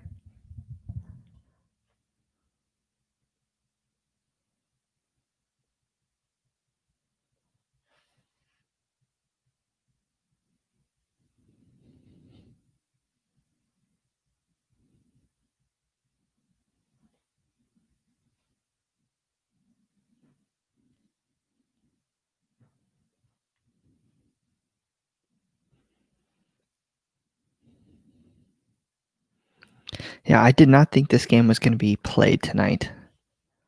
Especially with like Star 64 coming up with that banner like 2 minutes before the show starts that the match is being delayed, which is apparently seeing me get burned a bit on Twitter.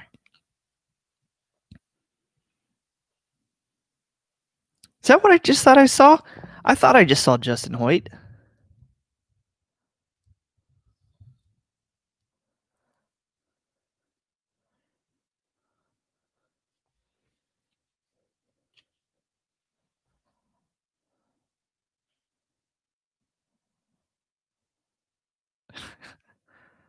Ugh, come on.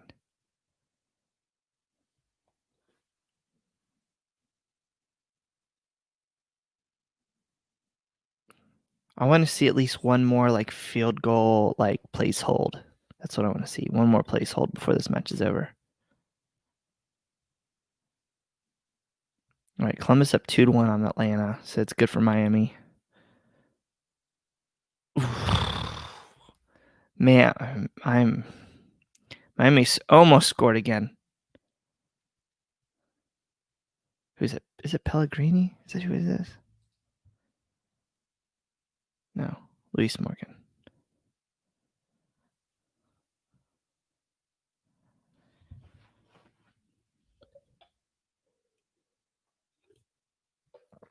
Corner kick from Miami here with about 14 minutes to go.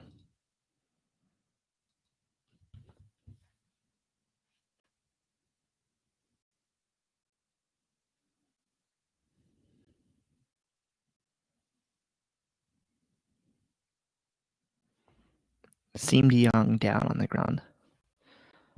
All right. Well, while he's down, I'm going to use this time to hit the head real quick. Let's go. Excuse me. I will be right back.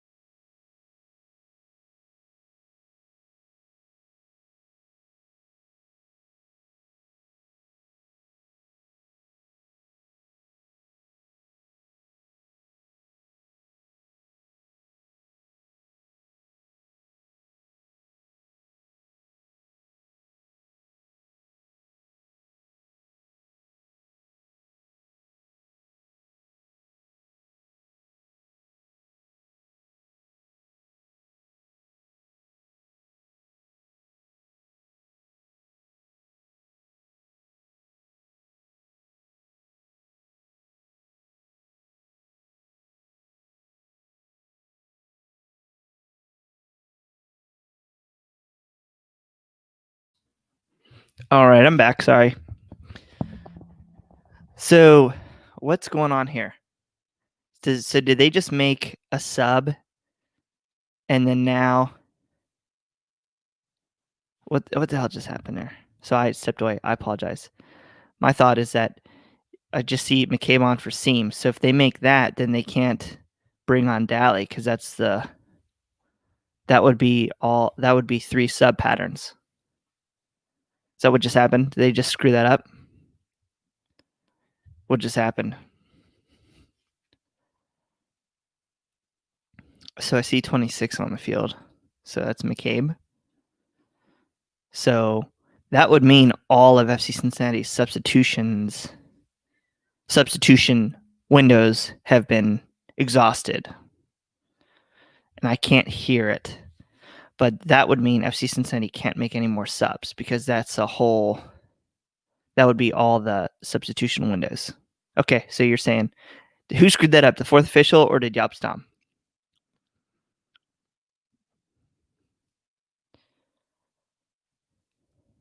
Yeah, because I can't quite switch between all these screens, but something did not look right, and Guido's not having it. Yep, so I'm assuming that Makocha is not going to be able to come off because... Wait, they only okayed one?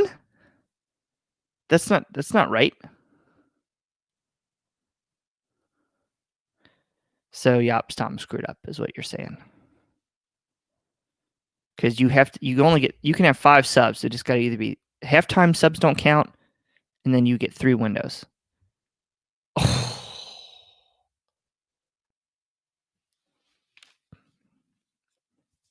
Guido's having an egg. He's terrible. He's trash. I don't know what that was, Nick. It's close. Okay, so McCabe came on. They started play. Didn't let Kama come off. So Kama is going to have to play 90. Good news, he's not going to have to play for 6 more months, though. But Guido's going to Guido.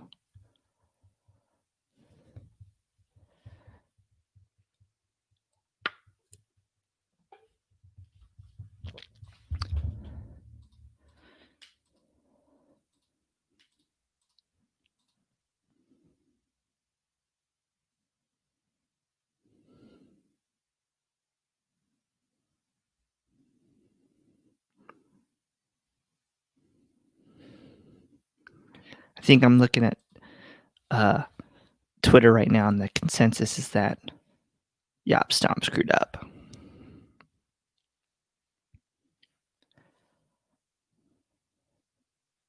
We've only been playing this way for like 24 matches, dude. So, or 20, actually, excuse me.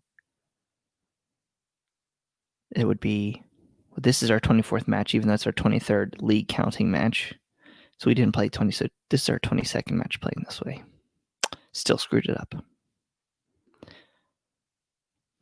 Clay Winstead loves Yapstam's substitution strategy, or lack thereof.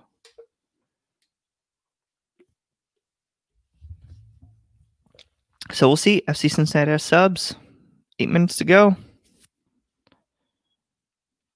I would love to see Zhao just bust it up to the end line and cross it in. That's like your job is right back. Get up to the end line, cross it in.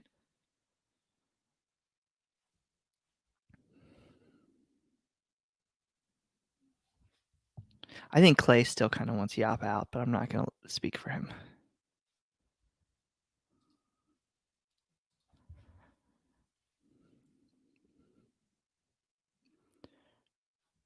Fly 89 saying Victor Ulloa gonna come on. I would assume he'd come in midfield for like Will Trapp or something.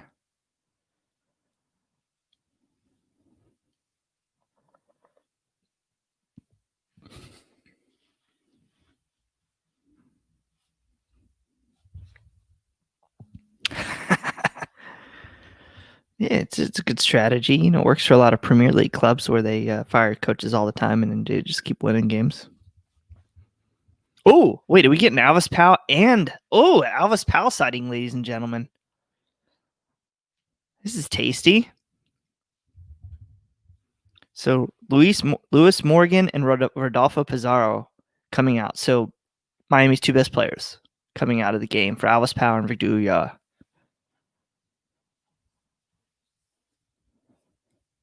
Alvis Powell, who has played 2 matches this year, I think.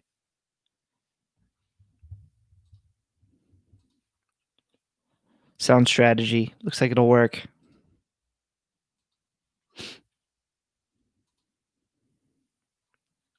Alvis Powell has, 3 games played, 2 games started for Miami.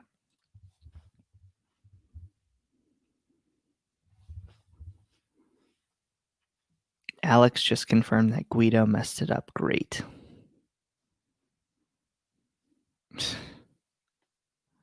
That's BS. So he's screwing it up and we can't play. That's awesome. So glad to hear it. All right, so dangerous free kick with about 6 minutes to go. Looks like Harris is taking it.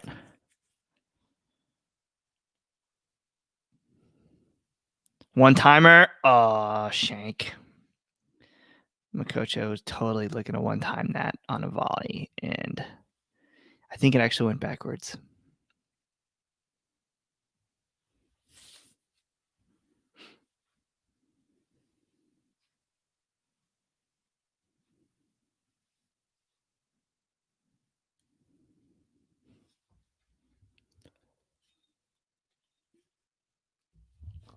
So we have 5 minutes to go left in FC Cincinnati season plus stoppage time. See if they can squeak 1 point out. At least get somewhat closer to. I guess needed 4, got 1 goal. Tell you what, this is how like just hit it kind of low with a ton of pace, and maybe it'll just skip through.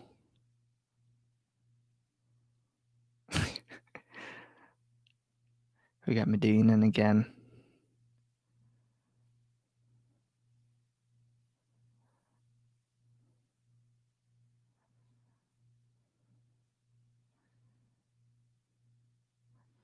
Floating header. Hegland forces a save. Wasn't very challenging.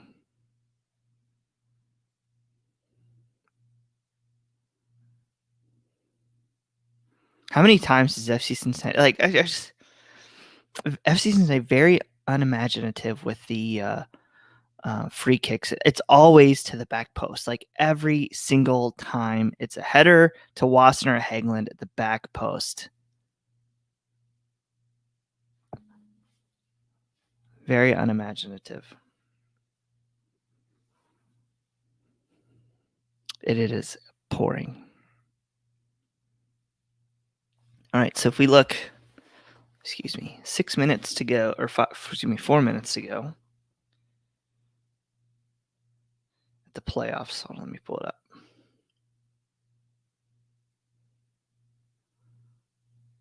So right now, if the season were to end, Inter would be through with 24 points in 9th place, Montreal 10th place, Chicago 11th place. Honestly, Inter needs to hold this, because if they don't, they drop from 24 to 22 points, and that would put them out and bump up Chicago. Talk about a season right now. Atlanta, DC are both expected to miss the playoffs. Makocho looks absolutely gassed right now. And that's going to be a yellow. That might be a red. Yeah, I was going to say that's his second yellow for Reyes. So FC Cincinnati will be up a man for the final 3 minutes of the game. Not to be a pain in the butt, but this would be absolutely amazing if FC Cincinnati cost Inter Miami the ability to make the playoffs. It's a second-year team denying an expansion team the playoffs. So second yellow for Reyes. He's gone. He gone. And FC Cincinnati will have a chance here. But Kovacevic doing well to create the chance, earning the foul. I don't know. He looks like he's upset about something. I don't know if he's hurt or just exhausted. Probably a little bit of both. And it is absolutely pouring. Absolutely pouring. All right, put this in the net.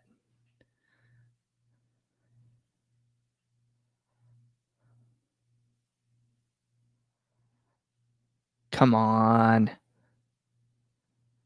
Tom Beersdorf, fingers crossed. Wow, that was a little bit deep.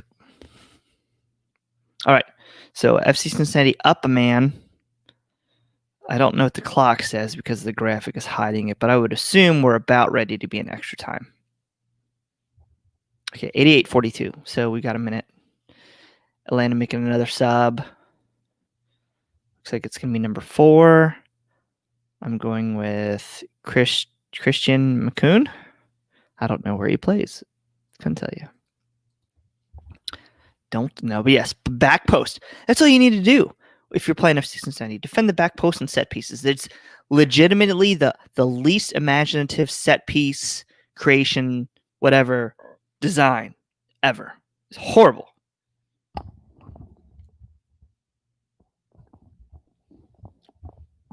Wish Coach was on here, but he's working this afternoon.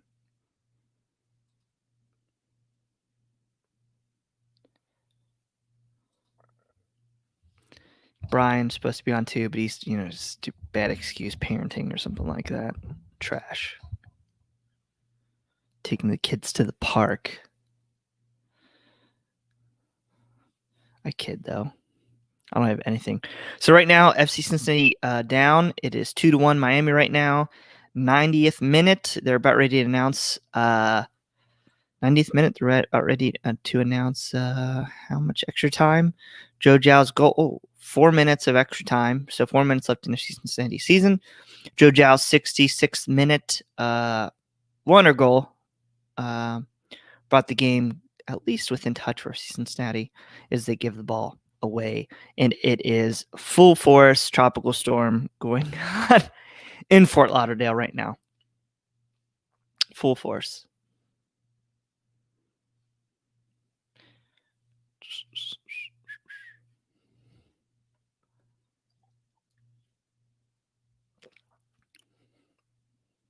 Who wants to write player ratings for me tonight? Because I'm just don't want to do it again. This is just. I think Joe Zhao gets like a 6.5. Haglund and Vanderwerf get 5s. Zico probably gets a 5. Gutman 5.5. Mikocho 5. Medina 5.5. Franco 6, 6.5. Lacadia 5. So kind of what we're thinking, everybody. Am I wrong here? Like I said, I think it's like Zhao and Franco get like the only above average. And then like if you get an average for anybody, maybe Medina. And then that's got to be it. Yep, here's your spoon. Everybody else is getting worse than that.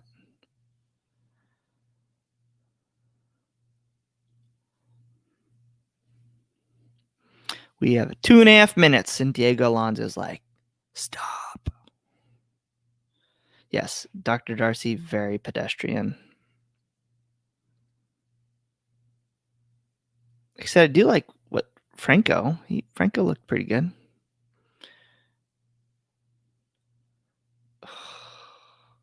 Get out of here, Alice pal. Miami defending like their playoff chances depend on it. So we have 2 minutes to go, about 1 minute and 50 seconds left of the 4 minutes of stoppage time, and FC Cincinnati wastes the offensive ball. Gutman just not good there, and he kicks it out for a goal kick, so that will probably drain another 30 minutes.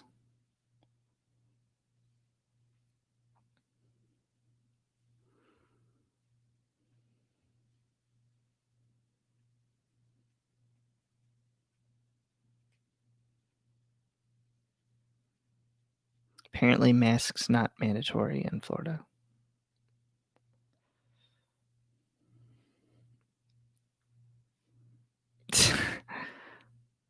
Chris, did you watch the Notre Dame game last night? I was like, oh, okay, come on, guys.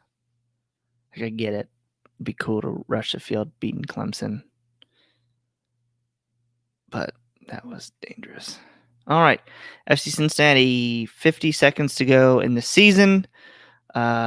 Trying to get a last-minute goal here. Looks like Franco's got the ball on the left wing, out for another throw. 40 seconds left. Again, Miami, if they win this game, they are in the playoffs. Ball boys aren't helping. There's a ball in the corner. Go walk towards it. 30 seconds to go. Less than that. When this ball gets in, it'll probably be 20 seconds of play. Guido's not going to do anything to help FC Cincinnati. And cycling it around, top of the box. Tommy McCabe, Medunin sends in a ball. Ooh. And McCarthy comes out and collects it. That's probably going to be the match. Lacadia looks like he's almost in tears. That's game. Because you're... All right. That puts a bow on FC Cincinnati's 2021 season. They fall. I want to say this is like their 5th loss in a row. It's not good. Yep, this will be their 5th loss in a row. I want to thank everybody for joining us this year. Again, if we're going to suffer, we might as well suffer together. It's still fun. It's still fun. It's tough at times. It's still fun. But I thank everybody for joining us this year. Better things ahead for everybody. It's going to turn around. We're going to have a busy offseason, a lot of moves, a lot of insight, especially the next couple weeks. I would assume over the next couple weeks, you'll see some development from FC Cincinnati as far as the roster build goes, probably quiet December. And then hopefully we'll start to see a more of a roster build in preseason in January, February, hopefully. And then we'll see probably the season start in April. So we'll see. I thank you everybody again for joining us. Sorry couldn't have more of us tonight, but I understand it's a Sunday afternoon. We got our families, but you know what? I appreciate every single one of you. Kind of like Franco right now. He's showing some emotion deep down, buried inside. I'm showing it too, that the season's over. But you know what? Bigger and better things ahead for FC Cincinnati. So for CST, for everybody who's joined us this year, for Clay, for Coach, for Brian, Bill, Boston, Subes, thank you, everybody, and I look forward to see you tomorrow night on our main show. So for me, Brad Weigel, bigger and better things, and hopefully we'll be onward to more 3 points for FC Cincinnati in 2021. So thanks, everybody. Have a good night.